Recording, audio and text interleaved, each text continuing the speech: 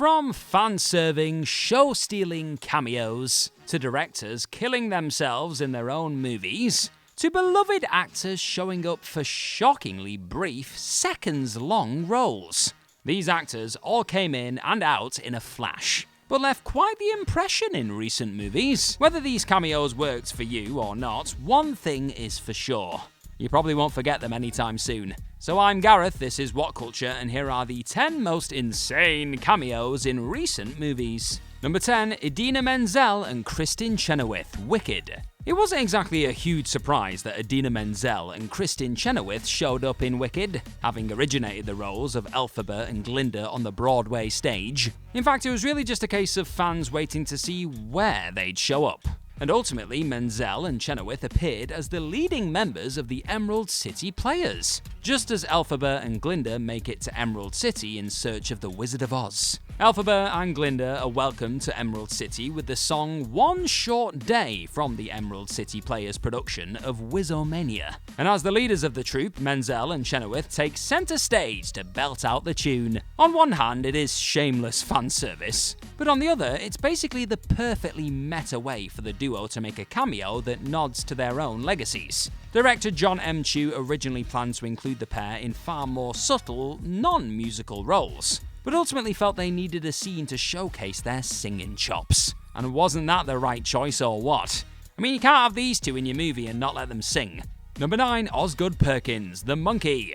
Years before he became a horror filmmaker, best known for The Black Coat's Daughter, Longlegs, and most recently, The Monkey, Osgood Perkins was an actor, with appearances in the likes of Legally Blonde, Not Another Teen Movie, Star Trek 2009, and Psycho 2, playing a younger Norman Bates, who was actually played by his father, Anthony Perkins. There's some trivia for you. Most recently, Perkins gave himself a cameo in The Monkey, showing up for a brief but unforgettable role as Chip, the mutton chop-clad uncle of twins Hal and Bill. Chip makes it abundantly clear that he isn't terribly thrilled about becoming the twins' legal guardian following the death of their mother.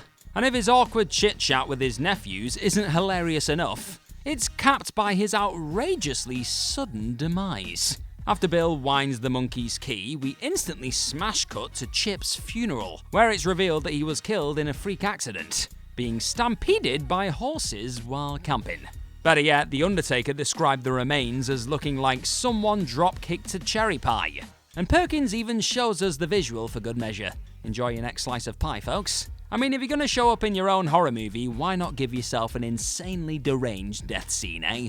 And speaking of directors showing up in their own movies, I want to know what is your favourite ever director cameo in a movie ever. Let me know in the comments, my friends. Number 8, Isla Fischer, Bridget Jones, Mad About the Boy. The fourth and apparently final entry into the Bridget Jones franchise, Bridget Jones, Mad About the Boy is a rather star-studded affair. Yet one of its most prominent names shows up in the film for all of about 10 seconds. Right. About 20 minutes into the movie, as Bridget is leaving her house with her children, we briefly see Bridget's fancy new neighbour Rebecca angrily shouting down at her own children from her bedroom window. And said neighbour is played by none other than Isla Fischer. When Fisher was first announced to be part of the cast, many surely expected her to have a major supporting role, perhaps as one of Bridget's new friends. And honestly, she seemed like a perfect fit for that sort of part. And so many were baffled that Fisher turned up for an absolute nothing burger of a role, causing much speculation that most of her scenes were left on the cutting room floor.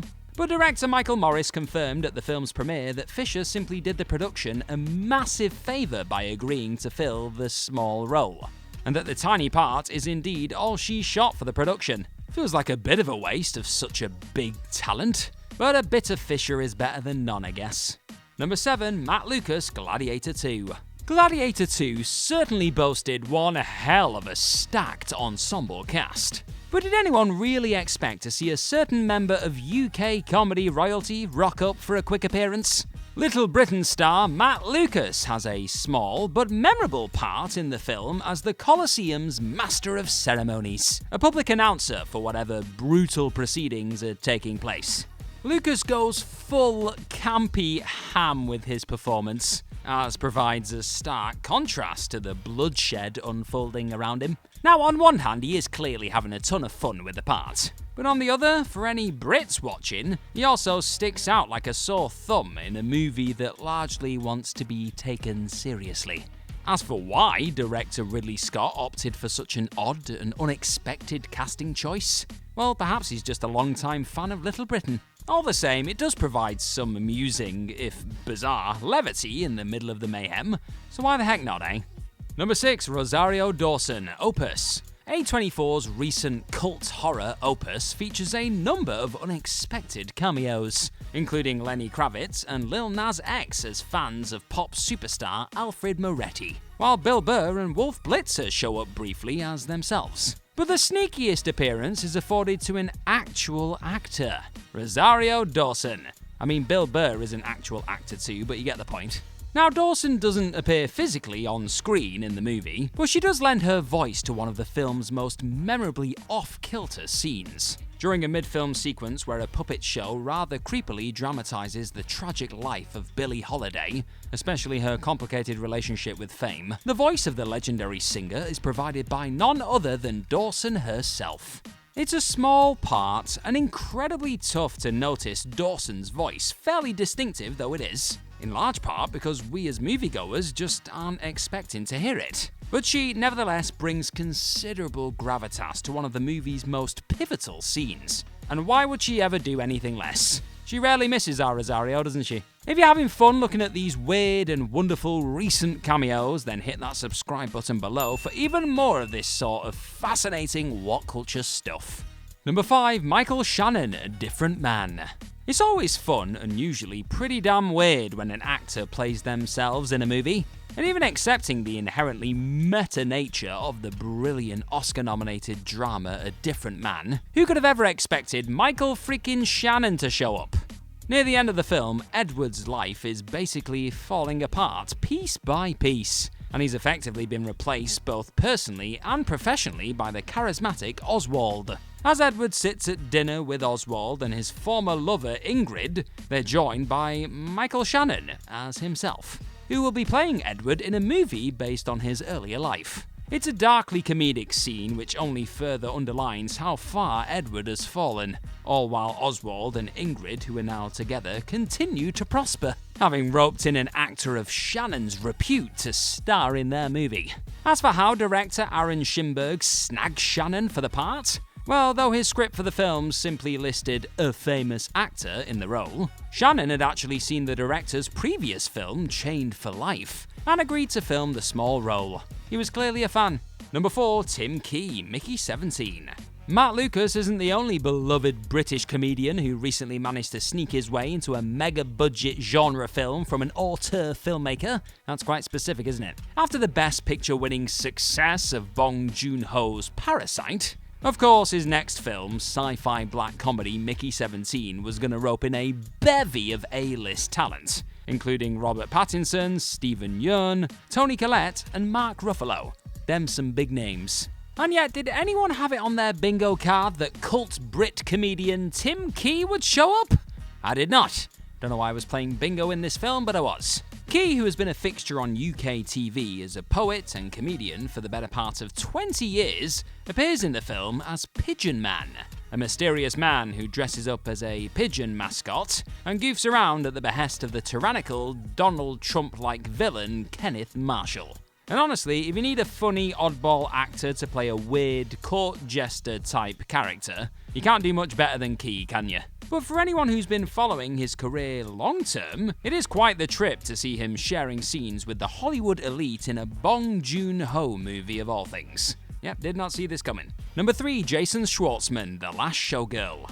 While it shouldn't be terribly surprising that Jason Schwartzman showed up in his cousin Gia Coppola's new film The Last Showgirl, context is everything, and nobody expected to see the actor playing a part like this. Near the end of the film, Schwartzman shows up for a few minutes as a casting director for a new Las Vegas show, which protagonist Shelley is auditioning for. To say it goes badly for Shelley is a bit of an understatement. The casting director bluntly tells her she's too old, and as a result, not sexy enough to fit the vibe of the show that they're putting together.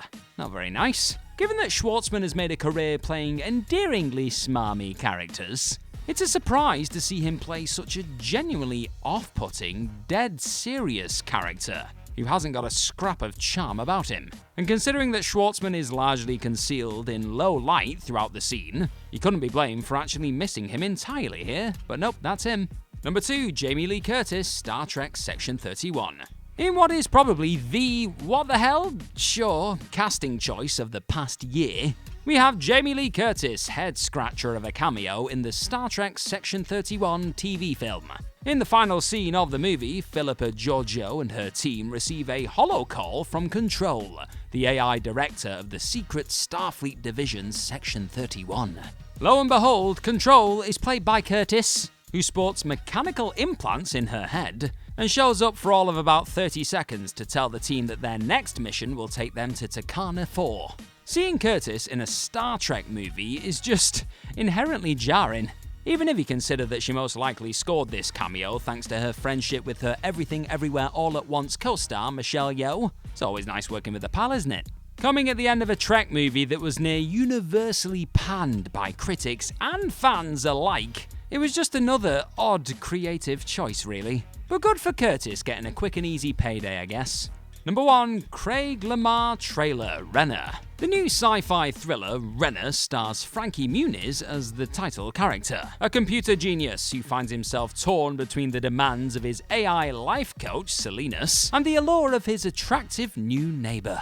It's undeniably great to see Malcolm in the Middle star Muniz headlining a movie again for the first time in many years.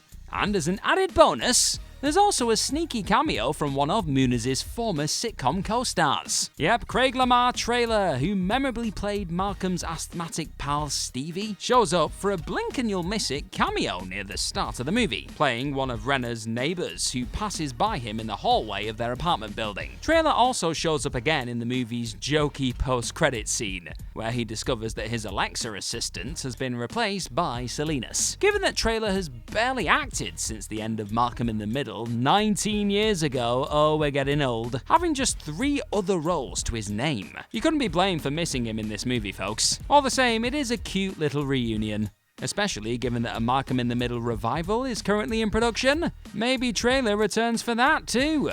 We'll have to wait and see, eh?